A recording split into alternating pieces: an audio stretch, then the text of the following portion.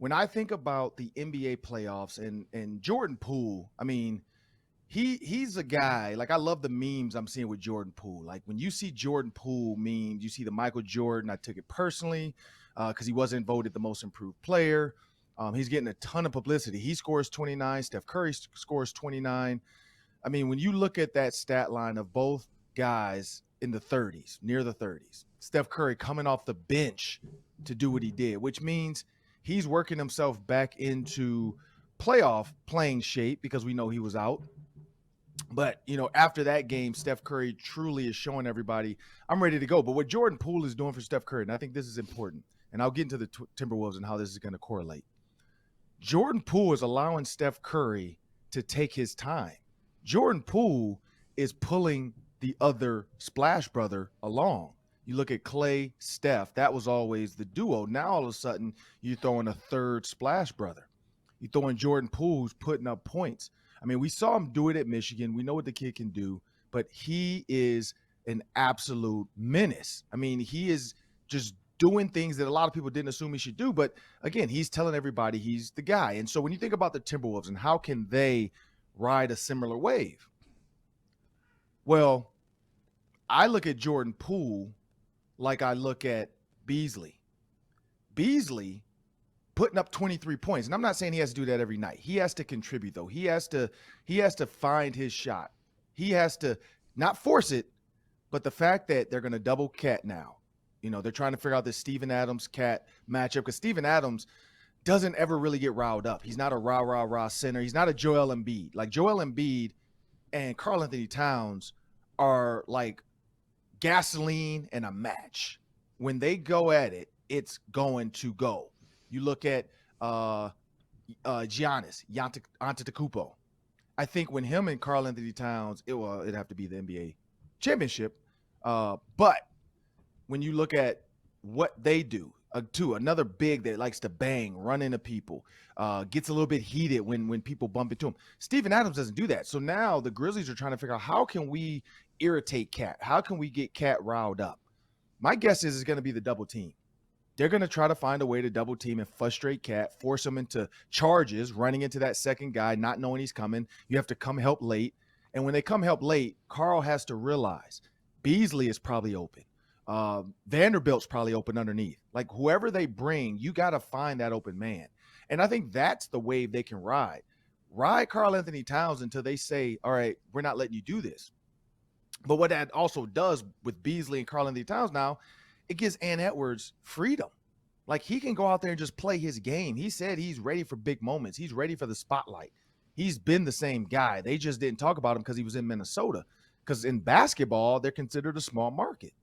And so you're not getting a ton of the Knicks got more conversation on ESPN than the Minnesota Timberwolves. And the Knicks are god-awful.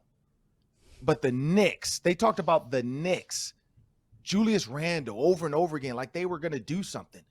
This is not Patrick Ewing's Knicks. Why are they on TV? Why are we constantly having to watch bad basketball when you have a team like the Timberwolves who, yes, they're a 7 seed, but they're exciting. They like I said Wolves in 6. I still think they can do it.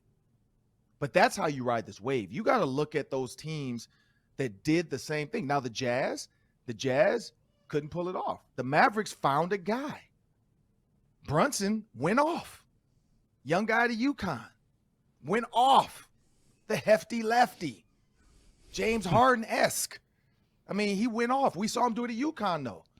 Had some great games at UConn. And I think UConn, hopefully not UConn and Villanova. I think it's UConn. Might be Villanova, though. I might be getting the two mixed up. I think it's Villanova. UConn and Villanova. It is Villanova?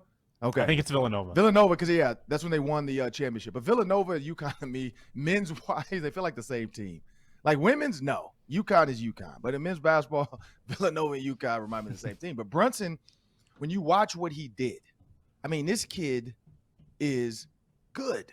And so now, again, these young stars are rising up. They don't have Luka.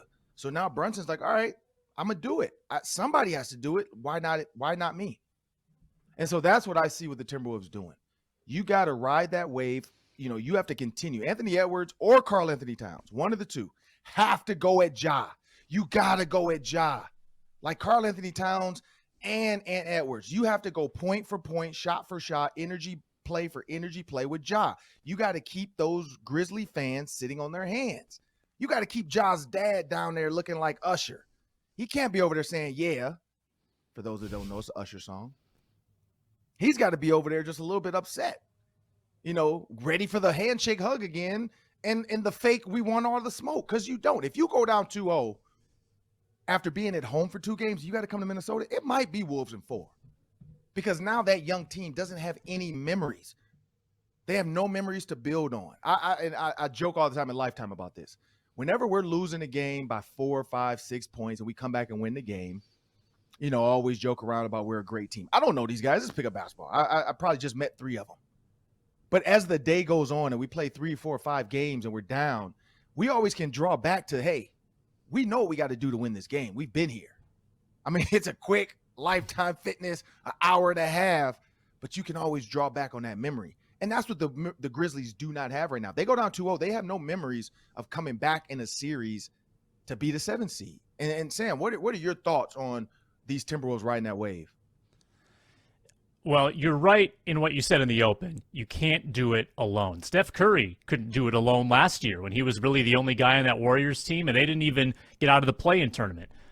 So the Wolves, I think, have enough high-end scoring where if Memphis decides to shut down Cat, then they got to get a big game from Russell, and they can get a big game from Russell. Russell had gone off against the Grizzlies this year. I think he scored 31 points a game in those 4.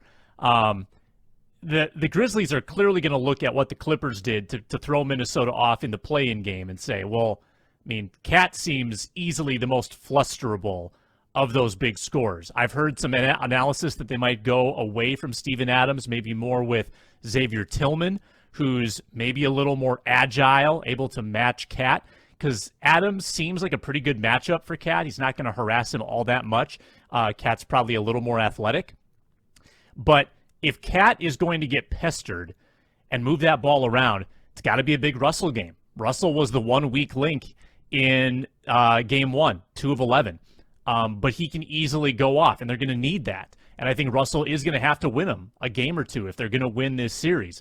But this is not 1990s basketball anymore, where you're going to score 85, and if one guy scores 30, you can win. No, these games are going to 120. In game 1, it was 130. You need multiple guys scoring 20 or more, like the Wolves did, and they just outgunned Memphis because they had more weapons that were turned on that day. And I do think the Wolves have the better high-end scoring. So it's got to be a group effort. And if it's not Cat, it's got to be Russell, and it's got to be Beasley hitting those outside shots like you mentioned. Well, yeah, there you have it. We both are saying the Wolves. KarlAnthony Towns has to find a way. KarlAnthony Towns, if he gets pestered up top, he can't get frustrated, and that's what they want to do because he's pulling Steven Adams too far away from the basket. He's a big that can play in space. And that's going to be the key for these Timberwolves, but they have to do it as a team. They have to find 2 to 3, 3 to 4 even big-time players to continue to beat these Grizzlies the way they're doing.